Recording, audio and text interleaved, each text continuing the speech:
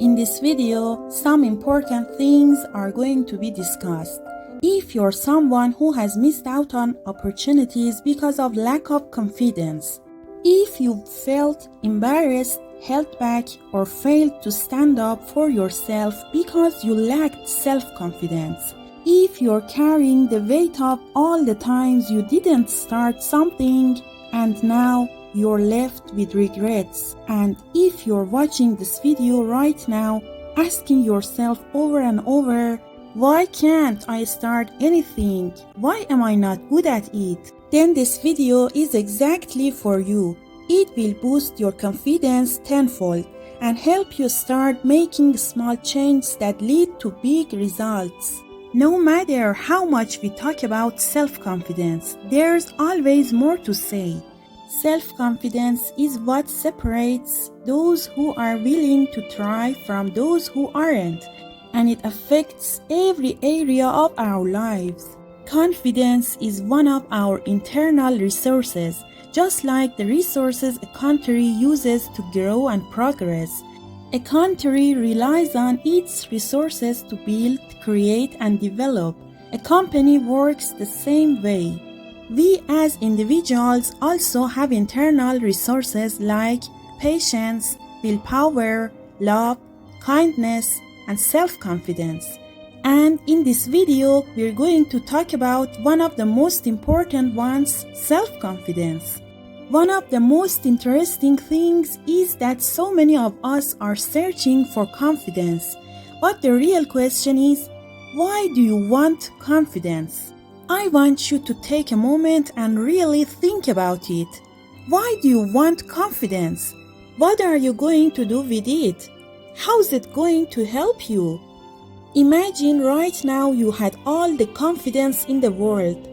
What would you do with it? See, we don't want confidence just for the sake of having it. We want it because we need it to do something. So what is that something for you? If you don't have a clear answer, then even if you had ultimate confidence, your life wouldn't change. That means the real reason you want confidence is because there's something specific you want to do with it. Now take a few seconds and think if suddenly right now your confidence was at 100%, what would you do? When you wake up tomorrow morning, how would your life be different? Now that you have thought about it, let's talk about something important. Why aren't you doing it right now? Why aren't you already taking action on that thing you believe you need confidence for? The obvious answer is, well, I don't have enough confidence. But here's something I want to point out. Let's say you tell me there's something you really want to do. Naturally, when you think about doing it, you realize, okay, I need certain things to make it happen. For example, if I want to start a new Instagram page, I first need to learn a bit about how Instagram works. I need to understand some do's and don'ts. Now, before launching the page, I don't have confidence in running it because I don't have the necessary skills yet. But I do have confidence in my ability to learn those skills. And that makes all the difference. This is the key difference between people who are confident and those who aren't. Personally, I consider myself someone with good confidence. The difference between me and someone with low confidence is that even if I don't know something right now, I believe that if I put my time and effort into it, I will learn it. If I have confidence in a certain field, let's say architecture, football, or specific skills I've worked on, it's because I've put in the time to get good at them. But if you tell me, hey, let's go play basketball tomorrow, I wouldn't have any confidence in that because I've never practiced it. But here's the thing, I still believe in myself. I know that if I decide to put in the effort, I can learn basketball too, and eventually I'll gain confidence in that as well. So in reality, nobody lacks confidence in everything. Not even you, even if you think your confidence is low. I have a question for you. Do you lack confidence when tying your shoelaces? And do you lack confidence when driving? No, of course not. In those areas, you have complete confidence. Why? Because you've practiced. And this brings us to something really important, the root of confidence. This isn't about me telling you do this, do that, and you'll gain confidence. That's not the root of it. See, all those surface level techniques exist just to make you act like someone who has confidence. But I don't want you to act like a confident person. I want you to become one, and then be yourself however you want. Behave as you like. Do you see the difference? I give you little tips and life hacks like stand like this, do that, follow these steps, and sure, they might help you look more confident. But what I really want to do is show you why you lack confidence in the first place. Once you understand that, you can work your way back and build real confidence instead of just trying to find it through random techniques. I'm talking about the root of confidence. The core of the issue isn't about how to gain confidence. It's about how you define it in the first place. And most of us have a completely wrong definition of confidence. The first definition of confidence is the feeling of assurance, the feeling that I can do something now. For example, you probably have confidence in driving, in walking, or even in something simple like making tea. You've gained this feeling of confidence, the assurance that if you want to make tea right now, you can do it. The first definition is the feeling of confidence. The second definition is the action of confidence, being willing to put in the effort, the time, and to try. The problem is most of us get stuck in what Ross Harris calls the confidence gap in his book Confidence Gap. It's a gap between the feeling of confidence and what we want and the action of confidence. We get stuck in this gap, thinking, I can't do that until I feel confident. We believe we need to feel confident first before we take action. But here's the clear question I have for you. When you had confidence in driving, did you feel confident in the first time you drove? No, you didn't. You had zero confidence, you didn't know how, and you weren't capable yet. But you acted confidently. You took the action of confidence. You practiced enough by taking the steps, sitting behind the wheel, starting the car, shifting gears, and just going for it. The more you did it, the more comfortable and confident you became. Now you can sit behind the wheel with 100% confidence. If driving isn't your example, pick something else you're confident in. Think about it and realize how you earned that confidence through consistent action. When you were born, did you have confidence? No, you didn't. Confidence isn't something that some people have and others don't. It's something that comes from practice. The problem we have is that we think we need to feel confident first before we can take action. But that's exactly the opposite way to think about it. You need to act confidently first, and then the feeling of confidence will follow. There's no shortcut, no other way. The only way is to take action and feel the confidence through the action. The more you do it, the more confidence you'll feel. It's that simple. Let's say you want to be good at public speaking, playing the piano, or playing basketball. What should you do? You need to practice to gain the skills and experience. When you practice enough, confidence naturally follows because you'll get better at it. The problem is that we're focused on the feeling of confidence, the end result. But results can't come without the process. You need to take the steps before you can reach the goal. Anyone who takes those steps will eventually get there. The reason I don't have confidence in basketball isn't because some people have it and I don't. No, the people who are confident in basketball have practiced. If I want to, I can spend the time, learn, practice, and gain the reasonable level of confidence in basketball too. Do you see how simple it is? We make it harder than it needs to be. We go looking for techniques, shortcuts, methods, and little tricks to some who gain confidence without actually doing the work. But that confidence is fake. It's projected confidence, a pretend confidence. It's not real. The difference between this and true confidence is like night and day. You might think, I have confidence, because when you go to a party, you feel sure of yourself. But is that real confidence, or is it just the appearance of confidence?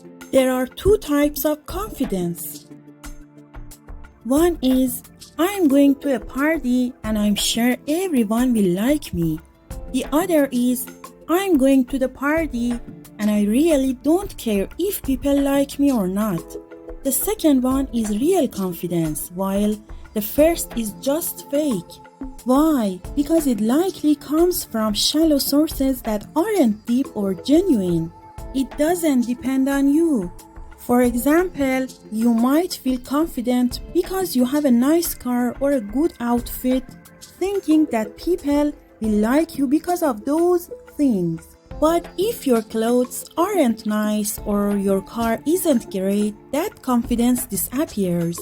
And one day you might find someone who's better than you in those areas. This kind of confidence always depends on something external. But I want you to find deep, real confidence, the kind that comes from knowing you're good in some areas. And in the areas where you're not good, you know that if you put in the time and effort, you will get better.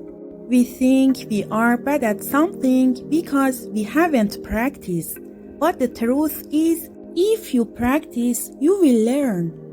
That's why, once again, Ross Harris in his amazing book, The Confidence Gap, talks about a golden rule. Confidence first comes from action, and then comes the feeling of confidence. You need to act first, and the feeling will follow. You shouldn't even try to feel confident. It will naturally come. Lance Armstrong, who you might know as the 7-time Tour de France winner and considered by many to be the greatest athlete in history, says, a lot of people are going to buy confidence or fake it. He explains that when you fake it enough, you eventually become it. There's a little bit of truth to it, but what I want to focus on is going deeper. Lance Armstrong says that many people try to fake confidence by it, or some who get it without doing the real work. But confidence is not something you can buy. It's something you earn. The only way you can truly gain confidence is by doing the work. If you were expecting a quick fix or some miraculous solution where I tell you that, yes, you can do it, you have it in you. No, if you do the work, you will gain the ability. The more you learn, the more confidence you'll gain. And the more confidence you gain, the more you'll do that thing. It's interesting because it creates a cycle. the less confidence you feel, the less action you take. And the less action you take, the less confidence you feel. So you need to break this cycle with action. For example, let's say I tell you, okay, that thing you had in mind, the thing you've always wanted to do. If you had confidence, you would do it. Remember that question I asked you earlier. We all want confidence, but not just for the sake of having confidence. We want confidence so we can do something with it. Now, if I give you all the confidence in the world, but nothing changes in your life, what's the point? You want to do something with it. So what is that thing? Now I'm telling you, start that thing without waiting for the perfect confidence. Doing it doesn't mean you have to suddenly launch that business you've been thinking about. No, start by learning the necessary techniques and skills for that task. If you do this, you will reach success. If you don't, then you won't. It's that simple. Sorry, I should clarify. If you take action, the chances are very high that you will succeed. There's always a chance things might fail. But we're not starting with failure in mind. There's always fear, but we can't let it stop us. And here's the real story. When you say, I can't, what does that actually mean? It just means that there's a thought in your mind telling you that you can't. That's it, nothing more. When you try to do something, your mind generates a thought that says, I can't. But here's my question for you. Why does that thought matter? What do you have to listen to it? The truth is, if you really want to do that big thing in your mind, you need to learn some things first. And to learn those things, you need to take action. Taking action requires energy. So when you say, I can't, what you're really saying is, I'm not willing to put in the energy. That's all it means, nothing more. If you put in the energy, you will learn. Some people say, but I tried and it didn't work. Okay, how many times? 3 times? 5? That's not enough. Keep putting in the energy. Learn, try, fail, learn again, fail again. That's the only way. If you want confidence, this is the path. There's no shortcut, my friend. The golden rule of confidence is this: action comes first. You have to act with confidence before you feel confident. Think about it. When you go to a doctor and they tell you that you need surgery, they say, come in tomorrow morning, lie down and we will do the operation. And what do? You show up, you lie down, you go through with it.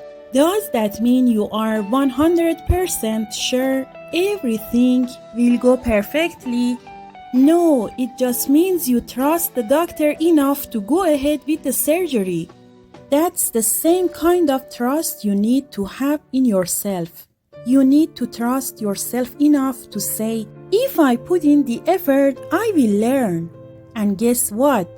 You will. There's no reason you won't. If you don't know something, it's simply because you haven't practiced. You haven't learned. You haven't put in the time.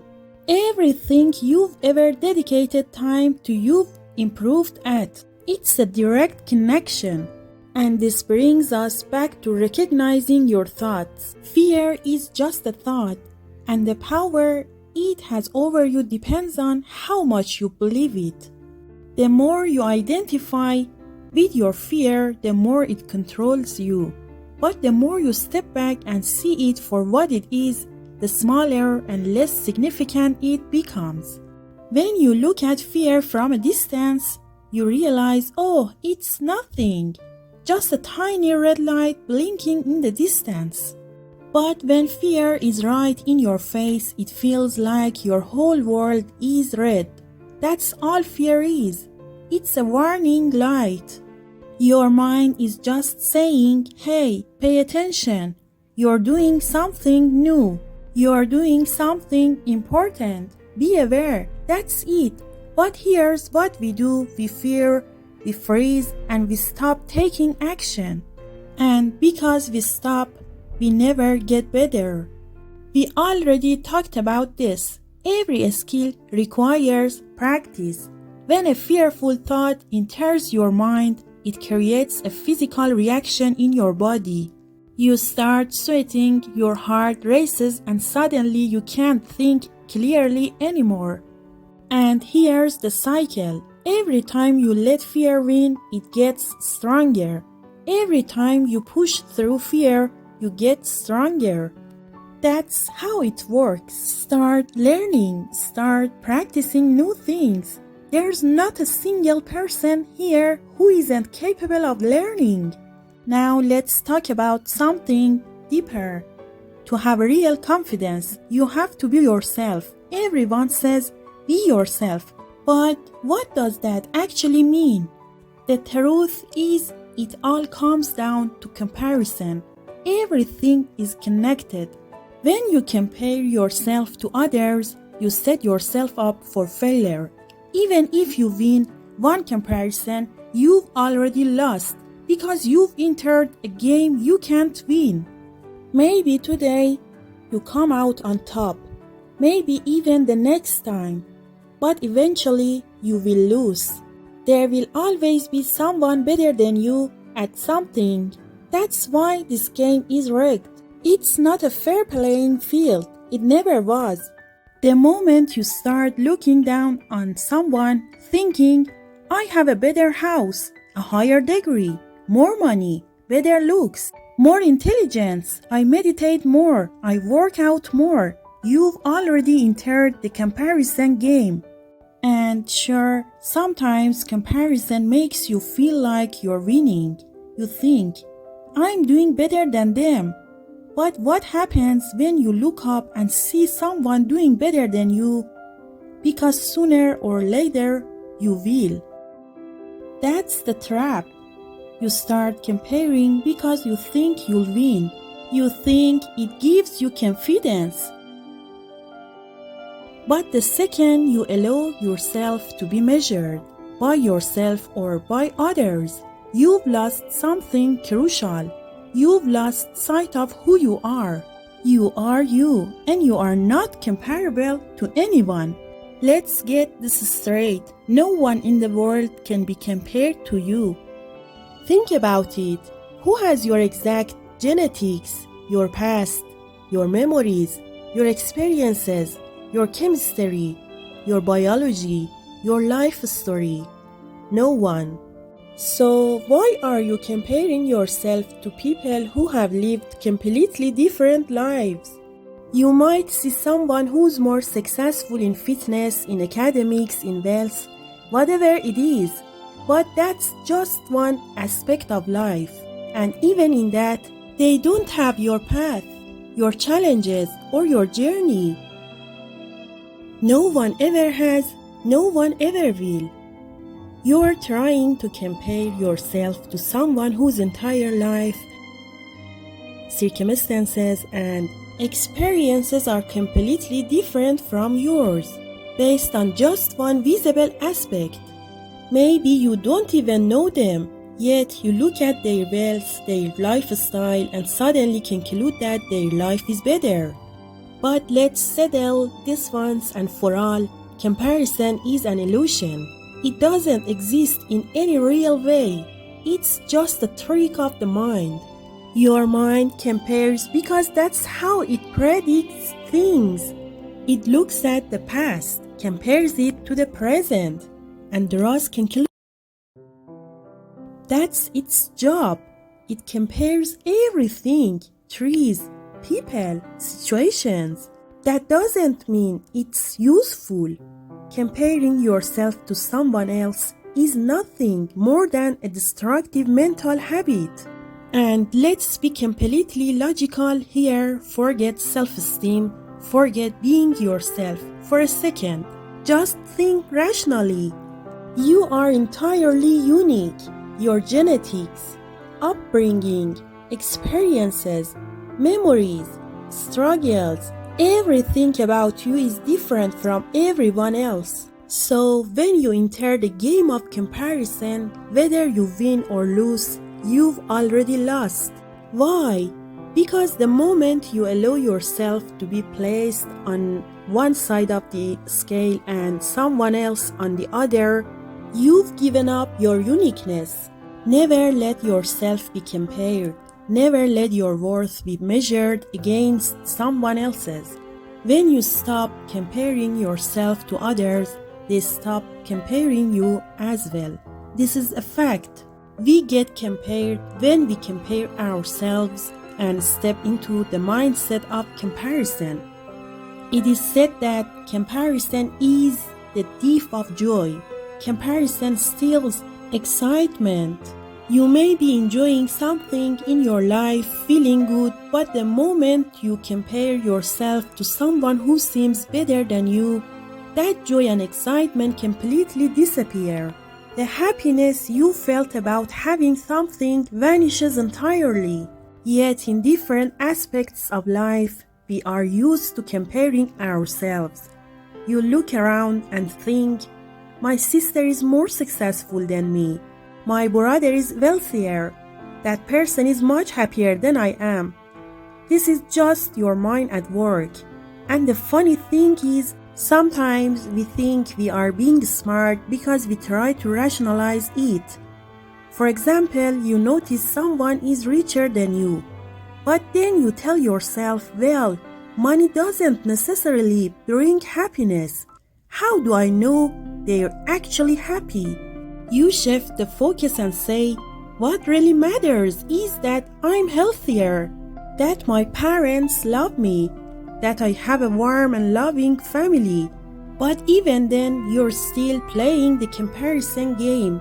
You're just trying to stack more weights on your side of the scale to make it feel balanced. And this is exactly the trap you must avoid. You are still comparing yourself, you're just changing the criteria to make yourself feel better. But the core issue remains the same. You're still placing yourself on a scale. You might feel like you're winning for a moment, but in the end, you're still losing because your mind is still measuring your worth based on others. The truth is you're not on any scale and you're not in any comparison. You're not better than anyone and you're not worse than anyone. You're simply you. When you stop comparing, that's when you truly understand what peace feels like. That's when your success, happiness, and growth depend on no one but yourself. The mistake starts right here, when we are willing to compare ourselves to others. Then when we see we're losing in some area, we try to balance that comparison by adding things to ourselves. It's really laughable, astonishing even, and it's not a wise approach. It's just a social habit we've learned. It's not smart or thoughtful. At the first level, it's not even logical. But because we've been compared, we keep comparing. What I'm saying is, don't even sit on the scale. Don't let your mind talk about this subject at all. And if it does, please don't listen. Let it talk to itself in the closet in solitude. Especially when you enter social media, it becomes very easy. Numbers and metrics create room for comparison. And you need to learn that how you view yourself is what matters. You must make a place for yourself where you never accept being compared. When you're placed on the scale, as soon as you get higher than someone else and feel happy, you should know that one day you'll be lower than someone else and you'll feel sad. This is constant competition. Am I higher? Am I better? Am I lower? Is a never-ending battle. It's a treadmill you're running on. Some people say compare yourself only to who you were yesterday. But I say, don't even do that. Today, right now, this second is brand new. It's a new moment, a new opportunity. Why compare it to anything else? Maybe today you're feeling a bit off compared to yesterday. There's no need to compare yourself to your past self. That mindset, that comparison with your previous self can make you feel like you always need to be better. But sometimes you might dip a little and then rise back up. The path isn't always smooth, linear, or straight. So don't place yourself on the scale at all. It doesn't matter who's on the other side. If you go into a company and look down on a staff member from above while looking up at the CEO, that's wrong. You should never have an up and down perspective. You should never see yourself as higher or lower than anyone else. Now imagine going to a job interview with this mindset. Imagine saying, "Hello, I know you're the CEO of this company, but on a human level, we are absolutely equal, and I have no sense of looking down on you or anyone else." Do you agree that you'd perform far better in that interview with this mindset than you would if you looked at them with superiority or inferiority? There is no higher or lower, just equality. You know where this comes from? It comes from the realization that once and for all, no one has anything to give you. If you enter a job interview with the mindset that this person holds your destiny in their hands, that they can make your life turn around, that they can make you happy or successful, you are putting them above you. As soon as you think they have something that can make you happy, that they have something you need, you'll always look up to them. But the mistake is thinking that anyone has anything to give you that you don't already have. No one can make you happy forever, and no one can make you sad forever. No one has anything to give you that you don't already possess. If you don't have love, you can run around trying to get it from others, but you'll end up empty, bouncing from one relationship to another. But if you realize that love is already within you, that appreciation, gratitude, and abundance are already here, then you stop looking for them outside of yourself. Everything you want is already here within you. As soon as you see yourself as inferior, everything falls apart. Because you're not really inferior, you're just perceiving yourself that way. And whenever you're willing to let someone take advantage of you, there will always be people ready to do that. As soon as you allow yourself to feel lower, others will see themselves as higher. But from another perspective, if you're willing to view everyone as equals, on the same level and on a balanced flat scale, then there will be no one above or below you. And no one can take advantage of the situation or look down on you. But this has to come from within you. It's not something you can ask others to do, like, "Please look at me as an equal, respect me." It's something that starts from within. When you perceive yourself as lower, others will see themselves as higher. This is all about the value you place on yourself. And the truth of being yourself means being honest with yourself, telling the truth to yourself. That's one of the first steps. When you're aligned with your own truth, no power is greater than you. There is no fear in your eyes, no worry in your hands, and your presence won't eradicate energy that says, "I'm less than you." And lying is an energy that people can sense. So as soon as you enter this game, you have to lift yourself up with lies and play along. Now what you can do is take a few steps. The first step is to decide that you will never compare yourself to anyone else again for the rest of your life. Does that mean all comparisons will stop suddenly? No, your mind has this habit and it will keep doing it. But what matters is that you can make the decision and tell yourself, I don't want to be part of this game anymore. When you do this, you'll slowly notice that your mind does it less and less, and eventually it won't even be interesting to your mind.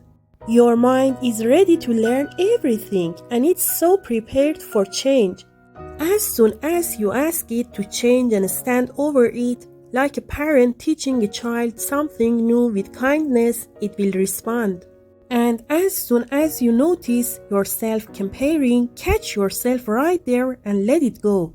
Let go of that thought, let go of that feeling, and step out of that space. Remind yourself that there is no comparison. You are a unique being.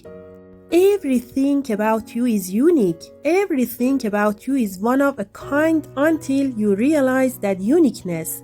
You will keep trying to be like others. And when you try to be like others, you end up creating something strange and unnecessary that isn't you or them. Just a little bit of this and that. A blend of things that are somewhat successful.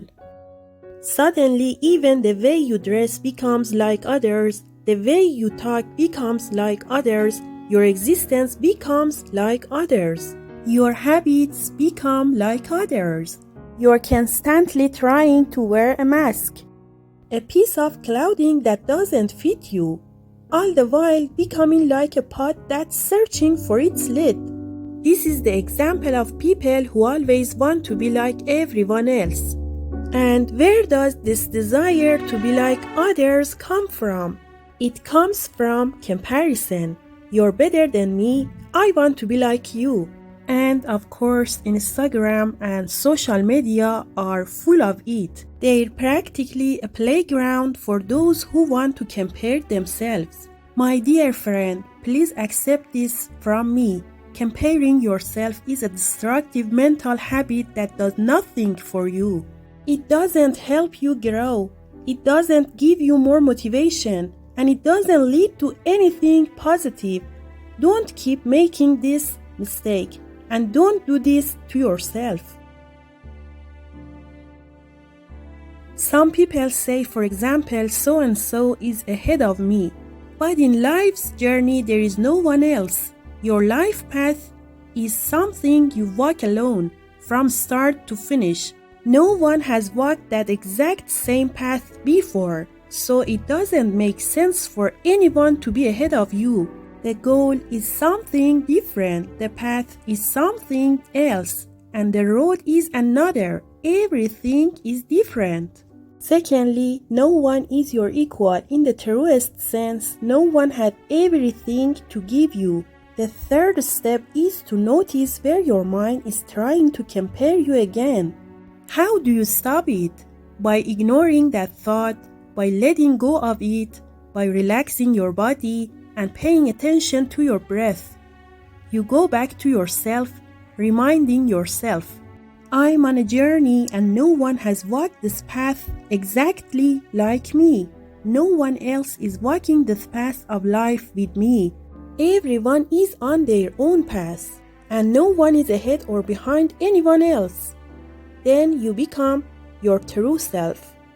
The idea of being yourself comes from this understanding.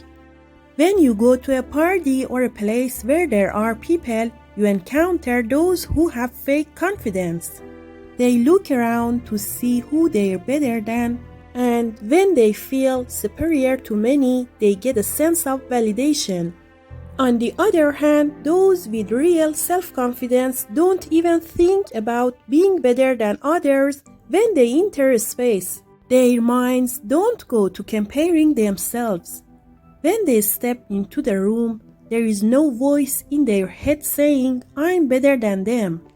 In the game of comparison, no one ever wins. Thank you for the awareness that we shouldn't compare ourselves even with our past selves. It's not wise. It's an old destructive social habit that society has ingrained in our minds. Society works based on comparison.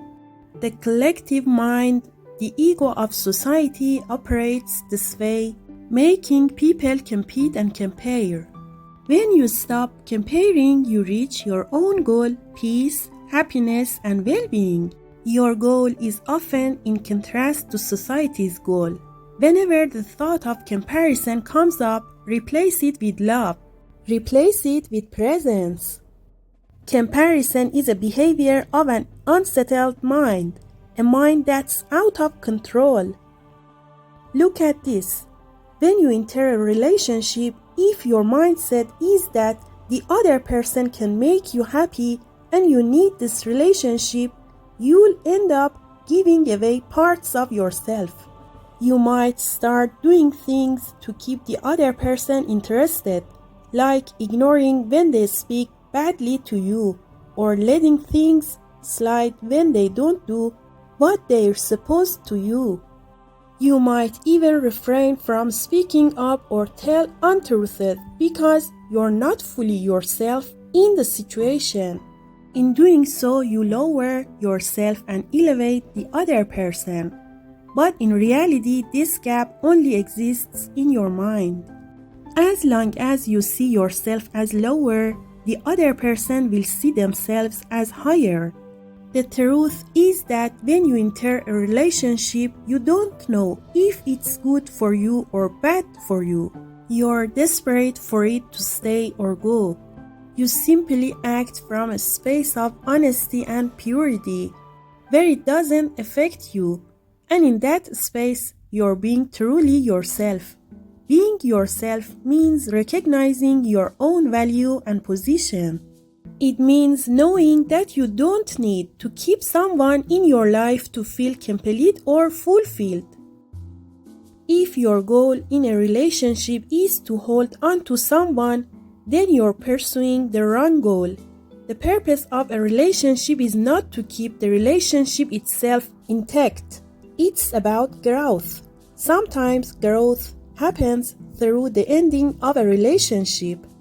You learn the lesson and then it's time to move on. Service-oriented actions driven by the need for validation or approval from others are incorrect because they place you lower. If you're satisfied with yourself, you do your things. See yourself as equal to others. And at times, out of love, you may help others, but only out of love, not to keep them in your life. A very important question to ask yourself is, what are you willing to do just to keep people in your life? And when you realize you're doing many things for this purpose, that's where the real work begins. It's the beginning of self-awareness.